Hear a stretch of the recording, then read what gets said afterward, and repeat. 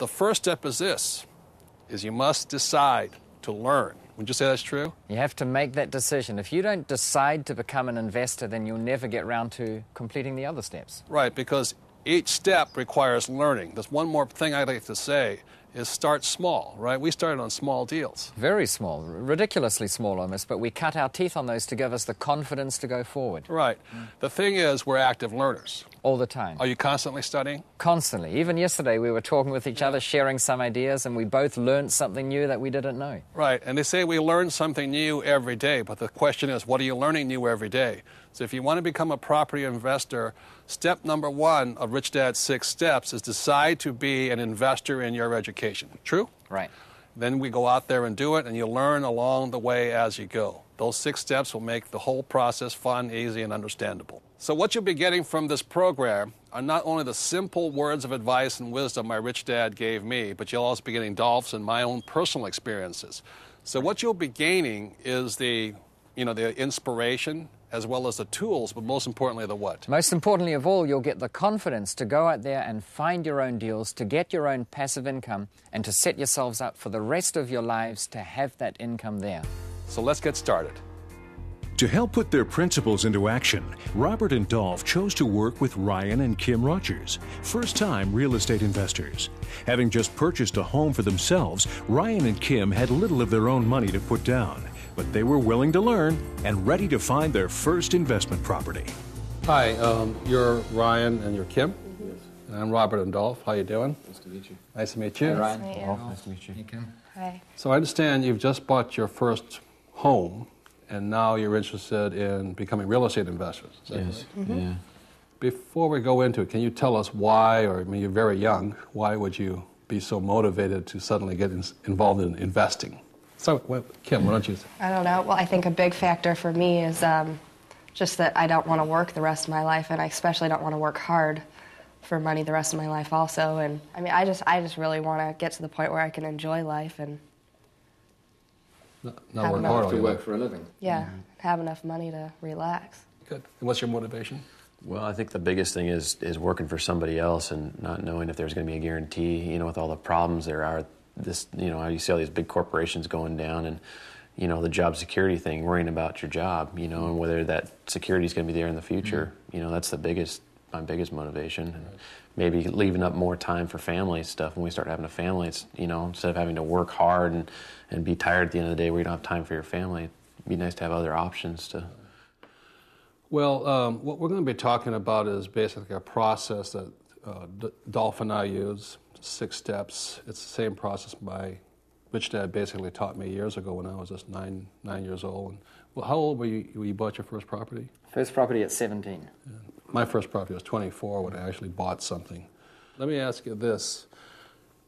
You've already bought a house, right? Mm-hmm. Do you suspect that buying a personal residence is different than buying an investment property? Yeah, so I think I don't know as far as we've been, I don't know if there's a difference about looking at property if it's personal or rental, but it definitely, if you're going to invest in the property for tenants to live there, it doesn't necessarily have to have the flashy things and the nice faucets and stuff like that.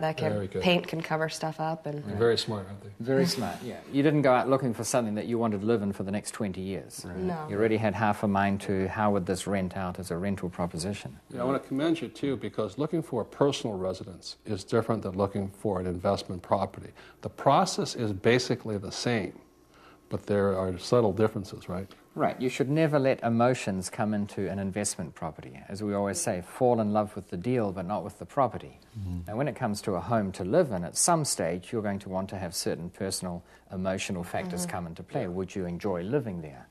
And since you're going there every night, you might as well enjoy it. But for an investment property, you should never let that rule. So, anyway, do you have any questions for us or anything you'd like to know? Or I guess just, starting out as an investor, I mean, you don't understand the whole real estate process. I mean, we just bought our first home, but it seems like they kind of rush you through it and, everything kind of holds you. But as far as investing and learning how the investment process works, I guess that's, where to start and how to come up, we're limited on money. And if you're limited on money, how do you get going in the real estate, That's great. I think one of my questions would be is that now that we have first bought our first property and we do want to invest further in real estate, how would you do that? We've used all our sources of money and things like that, and how do you move on? And you're still in school, right? Yeah. That is a big issue. For most people, they say to buy real estate, you need a lot of money. Real estate is more expensive than a stereo or a car or anything, so it's easier to buy those things first rather than the real estate. And the interesting thing is that to buy real estate, you don't really need the money. And we're not even talking about the bulk of it in the form of the mortgage. Most people think you still need a down payment of 10 or 20%. And the interesting thing is you can get away without even having to put up cash for that down payment. Now, we're getting into some pretty fancy techniques, which we'll share more information on later, but just to give you the seed of an idea, the biggest source of finance that you can use for your down payment that most people overlook is when there's a house on the market. You can go to the seller and simply say, would you be willing to leave in 20%? And often they will say, no way, I need the money, but very often, surprisingly often, they'll say, yeah, that sounds reasonable. It might be an elderly couple that's going to go into retirement. They're going to take the proceeds and put it in the bank. And in the bank at the moment, you can't get more than about 2%. You might offer them 6% interest on that money, a second mortgage, and they'll be happy. They'll thank you for it. So I don't think that not having the money is the biggest stumbling stone at all. I think if you go and see the process that Dolph and I will take you through, like I said, leave the money at home. Just go through the process. In other words, never leave money or not having money be the excuse for you not to invest. Because what has happened for my wife Kim, she's named Kim also, is that we've never found a deal we could really afford. I mean, most of the time we found deals and we're going, holy moly, this is a great deal. You know, we're going to make, if I put this deal together, I'm going to make a lot of money. And not that it sounds that good, but that old saying from the movie Wall Street, greed is good. You know, I mean, when you find a way, when you find a hot deal, doesn't it inspire you? It is so good that you can't let it go. You'll find the money one way or another. The great thing about the two of you, you bought your first house, you realize you're short on funds, but you're still out there looking. And I think that's the most important thing. Right, that's what's going to put you into a position to be able to do a deal somehow. The trick with being a real estate investor, you have to buy something that puts money in your pocket every month and keeps going up in value, hopefully. So you've already started on a good footing, so congratulations.